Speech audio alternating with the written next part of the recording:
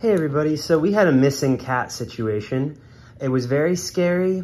The cat was lost for a day or a day and a half, from one morning to the following noon or so, but eventually we found the cat and I'm over the moon, I'm relieved. So I'm gonna try to go ahead and get started and actually do this video that I haven't had the energy to do for a few days, because I finished this book like a couple of weeks ago. And of course, I'm talking about Charles Mingus's book, Beneath the Underdog, his world as composed by Mingus. So Mingus's world or the Underdog's world as composed by Mingus, or Mingus's world as composed by Mingus. You can see that this is the vintage edition with the blue cover that everyone will know and love well. And if we take the time to flip past that beautiful script in the front to the very front, where they talk about who did this, we see that this book is by Charles Mingus and Nell King. This is an edition from 1991, even though this book was originally published in hardcover in that edition that has that like shiny black jacket. In 1971, Alfred Knopf hardcover. And I wonder if this was published during a wave when such biographies or autobiographies were especially in vogue. At the start, regarding Nell King, Mingus says, "I would like to express my deep thanks to her," or to him? I actually don't know. Is probably the only white person who could have done it. And so there is really like a little bit of a tiny team behind this book that went about distilling Mingus's huge multi-thousand page, or like 1,500 page manuscript into something more publishable, if not publishable, And so now we have this book before us, Beneath the Underdog. And I've been wanting to read this for a while. I've had a couple of jazz phases in my life. That's how I first heard about this book, was I knew the first time I discovered Mingus that I should really check out his longer form composition and check out some of his writings. I'm not sure if any of these writings are mentioned in Forces in Motion, the book by, the book chronicling the tour that Anthony Braxton did, where he talks about people that he liked in the past. I don't know if it's mentioned there, but I do know that it's mentioned here. In Aaron Kunin's Love 3, it's present in the notes, and I'm gonna have a cut in the video. After this very long take, I'm gonna finally have a cut in the video as I turn to that note. So here you see in the back on page, these pages aren't numbered, where there's a bibliography. So I really like this book. I'll probably talk about it more in the future. Some people don't like it. For some people, it's not their bag. For me, it's very much my bag. It's a really interesting book that I want to talk more about in the future. It's called Love 3 by Aaron Kunin, and it's published by Wave Books. And in the back, there's a bibliography, and here I've just lost my page. And you can see that one of the things in the bibliography is Mingus Charles Beneath the Underdog, his world as page turn, composed by Mingus, Nell King, editor.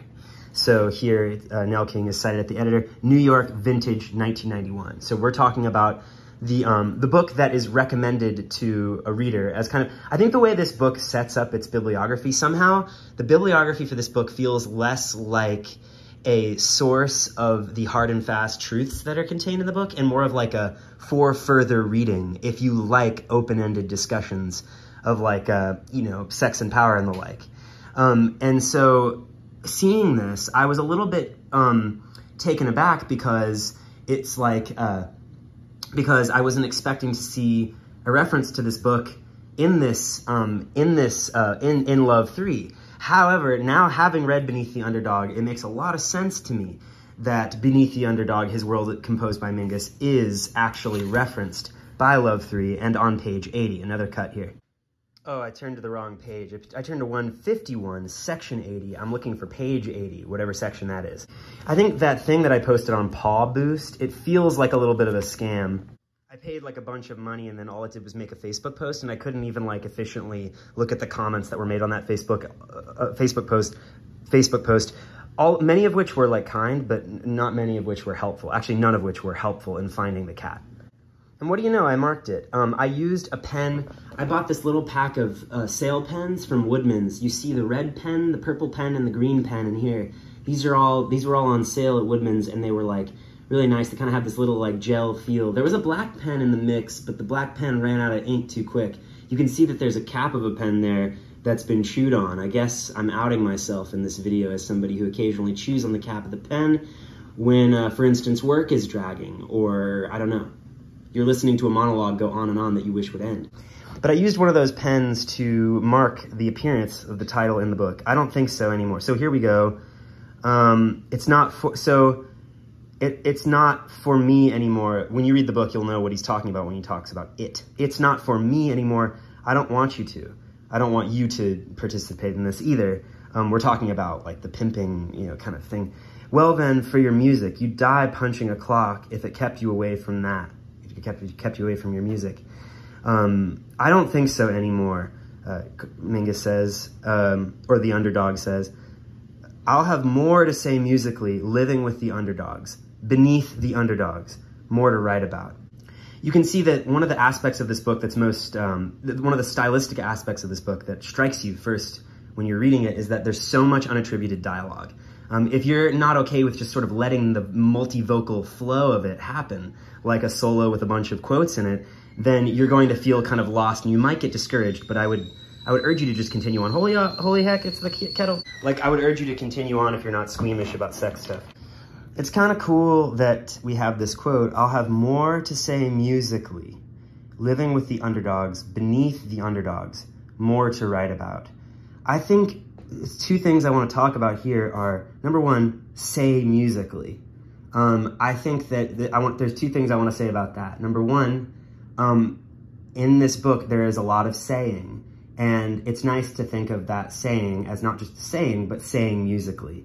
Like, you could almost attribute all of these unattributed speeches to why he said musically, it's not for me anymore. I don't want you to. Well then, she said musically, for your music. You'd die punching a clock if it kept you away from that. Look at that nice light on the page. Let's take a moment to appreciate that, shall we? All right, well, it's in the frame. We can just continue on. The second thing I want to say about say musically is that there is not a lot said musically in this book in the sense that there's not a lot said about music. There are some music scenes. You get a lot of text about Mingus elsewhere. I don't think it's a great loss that we don't have, you know, this great composer attempting to describe what music feels like. Here we have him quoting people who are speaking musically about what the music makes them feel, or saying personal cliches while music is happening, while like a jazz jam is happening or something.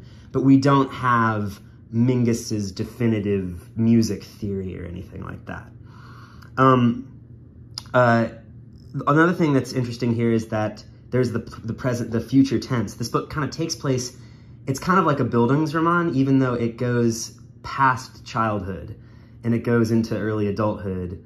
And, but there's still a lot in the future for the person who's writing this book. And I wonder if that has something to do with the fact that Mingus, writing in the 60s, was in the midst of a creative flourish and kind of didn't want to feel like that was the end, wanted to put some of the hope that he had for his musical future into the text itself as one of the formal features of as one of the features of this book, or maybe the position he had in his career was part of why he okayed the structure that this book took of a Bildungsroman. I feel like this book could have been a little bit more lopsided, as a side note, if it had more just total kind of monologuing about the nature of life, death, the afterlife, and music and stuff like that. Some of that monologue comes in at the end, and I've seen some like Goodreads reviewers say that as kind of a climax of the book. So the second big thing I want to talk about with this quote is beneath the underdogs, more to write about. I just want to hook that into two things that I was reading before I read this book. So I acquired this book in New York City at Unnameable Books. I acquired this book online as a replacement, And here's a book that I acquired at Half Price Books and read I think, just 2 books before I read Beneath the Underdog. I think people who are bullied, people who are humiliated, they got stuff to write about. And this book is interesting because it kind of disproves that in a way. The speaker of the book, or the underdog, spends a decent amount of time not being the underdog, having outsized adventures, like outsized sexual conquests and the like, instant kind of quick facility on the cello and the bass, lots of compositional avenues open to them, easy participation in jazz jams with when playing all of a sudden with legends, things like this. Like, he's kind of a success. And although at the same time, that's also not what the book is about, because the book is about how, despite, looking like you're doing well, there's still a greater context owing to your position as a black man in America, especially at this time, I guess, that in that context undercuts that success and confuses above and beneath the underdog, I guess. Either way, Mingus finds more to write about. More to say musically. I'm kind of experimenting with having longer takes in this Leafy Concern video. I think it's interesting that when you're beneath the underdog, you find ways to get out from underneath, right? You have like strength, and you have I don't give a crap kind of mentality. You have rhetoric. You get above that line somehow or other. This book taught me what a Tom Thumb wedding is. Did any of you know what a Tom Thumb wedding was before you read this book? This book, when I got it, it was like all blue, but it has that thing like my copy of The Wings of the Dove has, where the book isn't very laminated, and so it just kind of scrapes off. The ink just kind of scrapes off of it, which gives it this nice weathered look after just one reading. Of course, I've been told that I have corrosive hands by a guitar player. When my fingers are on a fretboard, they corrode the strings and turn them into dead strings faster than other people's hands. And I wonder if I do that with books. I mean, in a sense, I do, because dead strings are sometimes preferred by musicians, and sometimes people prefer a book that's a little worn in, especially the person who read it the first time in that edition probably prefers the book a little bit dead, corroded by the fingers like guitar strings. One thing I did recently on a tour was read from the Miles Davis autobiography out loud in the tour van. Everyone seemed to like it. There's this quote on the cover, outlandish, brilliant. I kept on kind of agreeing with outlandish, excitedly, like happily. I was happily agreeing with outlandish, grateful for the outlandishness, and kind of always kind of revising my personal sense of the brilliance of the book. Like, brilliant things kind of glint, and I feel like this book kind of glints in your eyes in a way that makes me want to call it like literally brilliant. This business of his world as composed by Mingus is really interesting. One of the things that makes reading the book fun is that Mingus is split into 3 different entities, at least, really. And you can have fun while reading, thinking about which entity is driving the book. I bet if I reread, it would be fun to think about this like composer of the book, composer of the music, kind of erstwhile master of prostitution and stuff, stuff like this. A little kid, finding the cello. I should have said this earlier, but this is like, this is a sex book. Like, this is a sex book. It's using, this book said, I think that this is really brilliant. In the start of Love 3, it says this book is a few different things. I mean, it already kind of splits itself up into different things that it could be, like different main currents that could be kind of just lived in while reading the book all the way through. You could just look at it as a study of George Herbert's 17th century devotional poem, Love.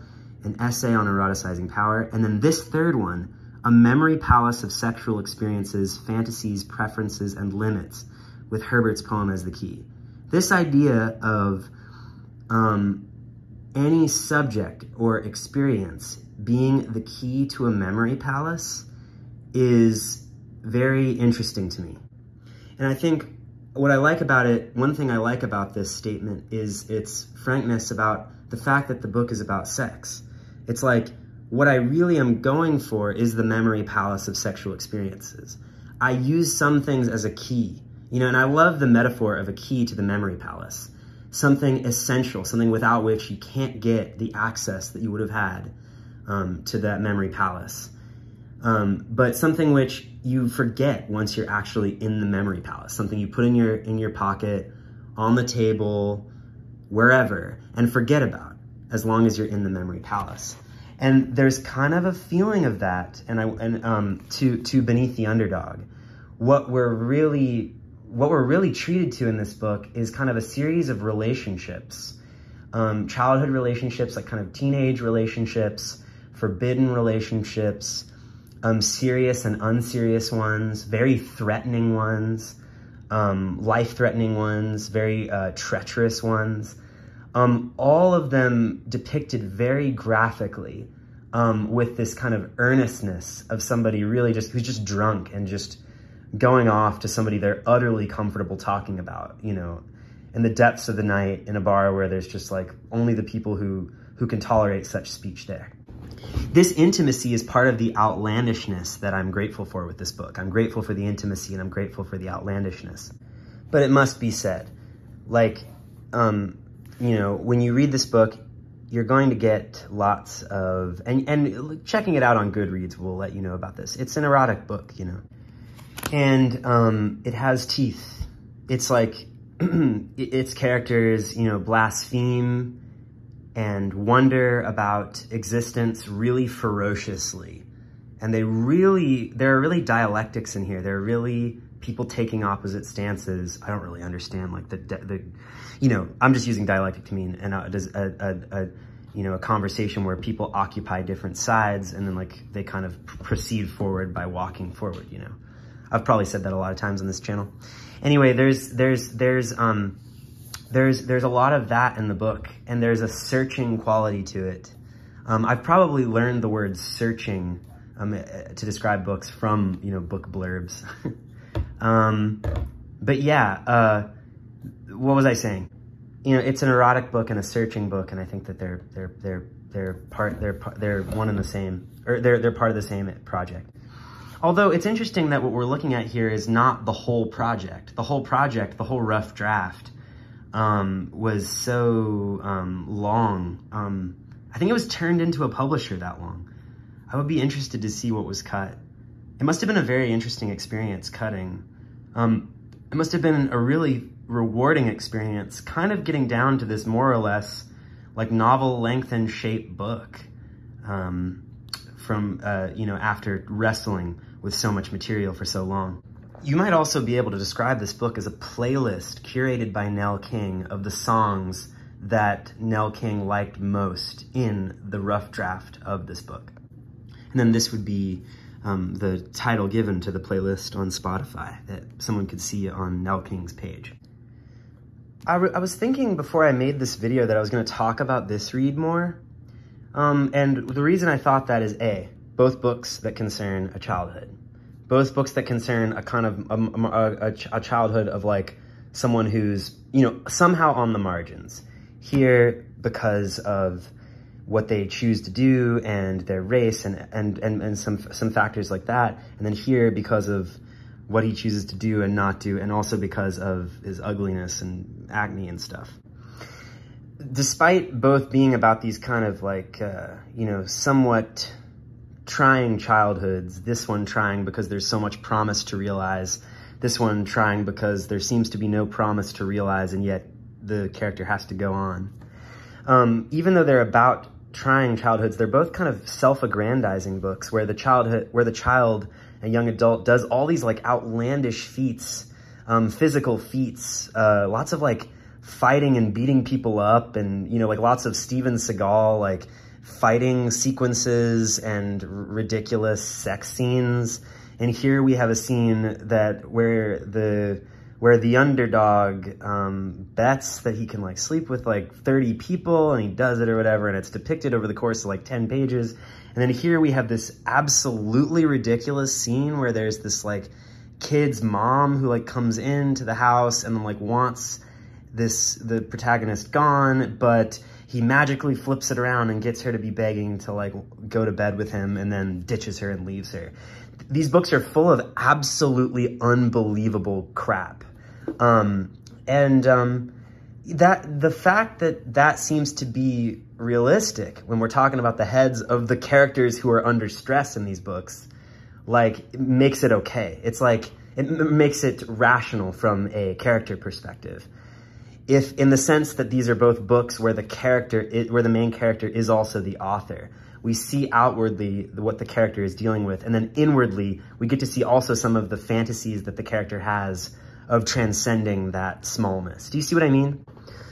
I want to just say, I can't believe I have these books in front of the camera and I'm going to post this online. I'm sure like somebody's going to see this in the future and be very embarrassed on my behalf. But, you know, maybe we should do this more often. Maybe we should take 3 random books that I've read that I didn't think about talking about together, and I should compare them just for the hell of it, just because it might make me say some stuff. But I feel it might be content. The thing I want to do now is talk about how these are all well written. This one is well written in the sense that it's clear and it's paced nicely and it feels honest to its author's imagination. This one is written well because it is written musically and outlandishly multivocally. It's written like a polyphony.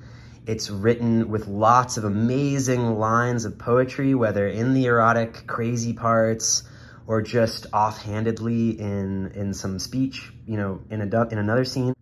I like this bit about being driven half crazy with guilt feelings. A sudden plunge to pimpdom. Yet everybody's flying around all the time and nobody seems concerned. They sit and take it for granted. They never think the pilot might feel drugged, too. If they could stand on the edge of the earth and see it in motion in relation to this plane, they might say, "'Cause baby, we're moving so fast the water's scared, stiff, and can't fall off." Pierre is crazy. Everybody who lives a lie is crazy. Everybody who lives a lie is crazy. And this book, the best written book of the bunch, is written well because it's clear and it's so efficient and it's so imaginative, and it you know, it's well written. Well, I'm a horse person. I'm just so excited about the cat returning home that I just wanted to talk and talk and talk forever and ever and ever, and talk really loudly, which is why I'm yelling through this whole video for long takes. But I really hope that you enjoy what you're reading today, enjoy what you're reading, you know, enjoy what you're reading this week. I've been scheduling like videos to post like every week, you know, so that way what I could do is kind of, you know, it's just sort of like, if you want a new video, one's coming, but hopefully you're not getting totally bombarded in your inbox with new and, you know, increasingly unwelcome videos of me shouting at the top of my lungs about books that I read and don't understand, but nevertheless feel compelled to shout and scream ecstatically about. This has probably been one of the cornier videos I've made lately, although I also feel proud of some of the things I've told you about in relation to my ideas about this book. In general, I think it's cool when a book kind of is different from what you thought it was going to be just based on what the form of it was. I mean, here we have ostensibly an autobiography, but it's really like a novel. It's really like an erotic novel. And it's really like a philosophical treatise, and it's like an unattributed philosophical treatise, which makes it more like a poem. My phone died when I was in the middle of doing that last take, but all I was saying was that I know that Ashbery has described his poems as being the work of a frustrated playwright who has a lot of voices going at the same time, none of which are really attributed to anybody. I also just want to, in closing, I want to say that it's interesting that reviewing Beneath the Underdog requires excess energy. I think that tells you something about what the book is like to read. And yeah, everybody have a good rest of your day or night, and happy reading.